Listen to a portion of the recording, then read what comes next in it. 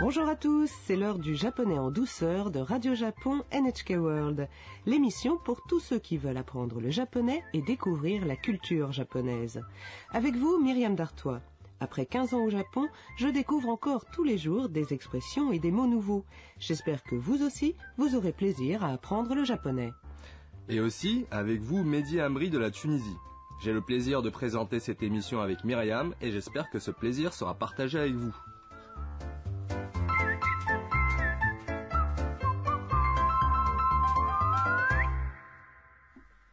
Les motivations pour commencer à étudier le japonais sont multiples, n'est-ce pas?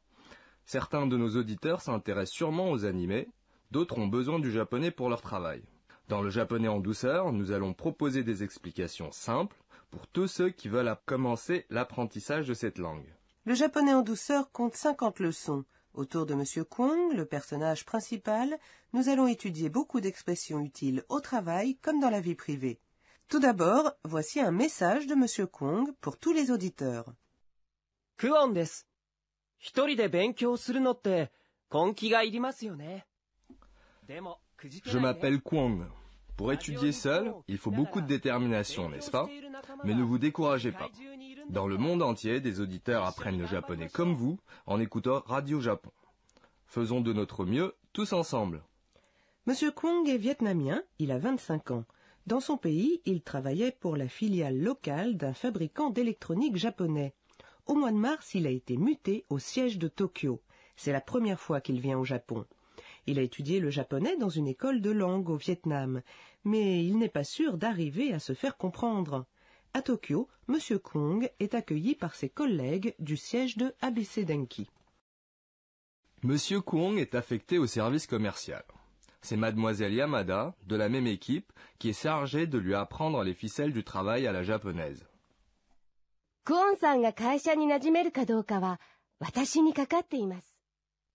La bonne intégration de Monsieur Kwong dans l'entreprise dépend en grande partie de moi. C'est une lourde responsabilité. Je serai sévère, mais juste. Maintenant, passons à quelques explications sur l'écriture et la prononciation du japonais.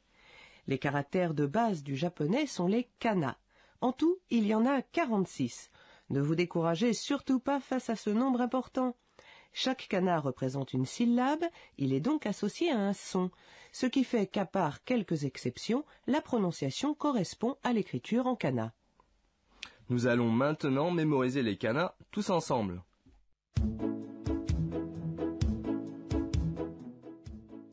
Commençons par les 5 voyelles A, I, U, E, O.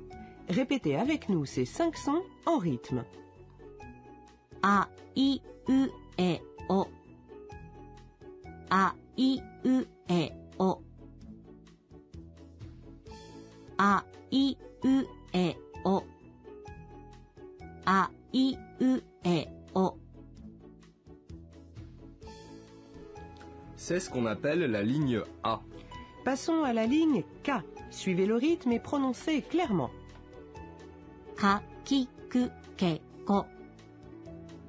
Ka, ki, ku, ke, ko. Ka, ki, ku, ke, ko. Ka, ki, ku, ke, ko.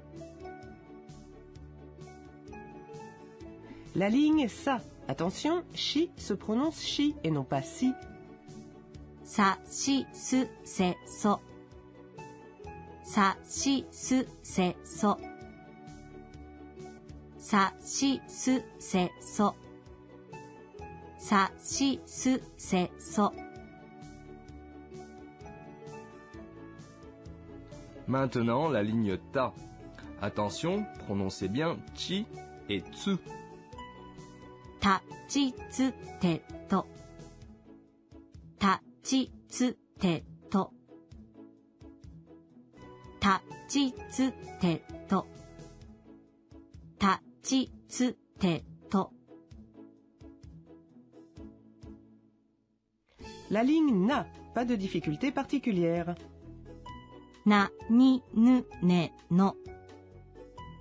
Na, ni, nu, ne, no. Na, ni, nu, ne, no. Na, ni, nu, ne, no. Et la ligne ha. Pensez bien au son du H. はひふへほはひふへほはひふへほはひふへほ La ligne ma, まみむめもまみむめも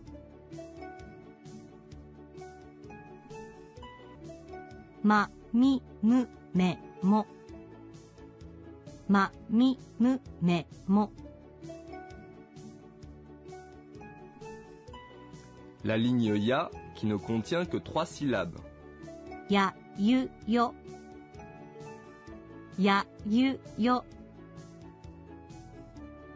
やゆよ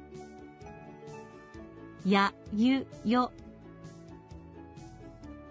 c'est presque fini, courage. La ligne la, らりるれろらりるれろらりるれろらりるれろ Et pour la ligne wa, 2 syllabes seulement. わおわおわおわお